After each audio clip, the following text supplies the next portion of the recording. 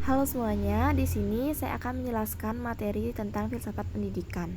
Baik, sebelumnya perkenalkan nama saya Ida Ayuniari, nomor absen 23, NIM 2311031317 dari kelas B3 Denpasar.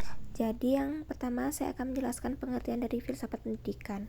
Filsafat pendidikan adalah cabang dari filsafat yang berkaitan dengan pertanyaan-pertanyaan mendasar tentang pendidikan. Ini melibatkan refleksi kritis tentang tujuan pendidikan, prinsip yang menggerakkan pembelajaran, dan dampaknya pada perkembangan individu dan masyarakat. Filsafat pendidikan membantu individu memahami esensi dan prinsip-prinsip yang mendasari sistem pendidikan. Filsafat pendidikan juga dapat diidentifikasikan sebagai usaha untuk menggali makna sejati dari pendidikan. Ini adalah disiplin yang membawa individu untuk mempertanyakan mengapa ia mengajar, apa yang diajarkan, dan bagaimana ia seharusnya mengajar. Yang kedua, ada manfaat mempelajari filsafat pendidikan. 1. Pemahaman yang mendalam.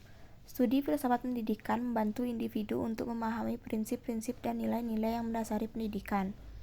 Yang kedua, pemikiran kritis. Filsafat pendidikan melatih pemikiran kritis. Ini memungkinkan individu untuk mengevaluasi secara kritis argumen, konsep, dan nilai-nilai yang ada dalam pendidikan. Yang ketiga, perbaikan praktik pendidikan. Mempelajari filsafat pendidikan membantu pendidik dalam meningkatkan praktik pengajaran mereka.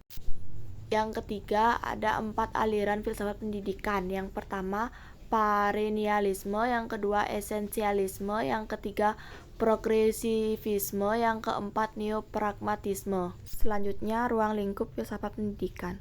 1. Tujuan pendidikan. Salah satu aspek utama dari ruang lingkup filsafat pendidikan adalah tujuan pendidikan. Ini melibatkan pertanyaan tentang apa yang seharusnya dicapai melalui pendidikan. Yang kedua, pembelajaran. Filsafat pendidikan juga membahas pembelajaran. Ini mencakup bagaimana seharusnya pendidikan dilakukan, metode pembelajaran yang paling efektif, dan hubungan antara guru dan siswa. Lalu yang ketiga, nilai-nilai dalam pendidikan. Filsafat pendidikan membahas nilai-nilai yang harus ditanamkan melalui pendidikan. Ini melibatkan pertanyaan tentang etika dalam pendidikan dan apakah pendidikan seharusnya membawa perubahan sosial. 4. Peran pendidikan dalam masyarakat.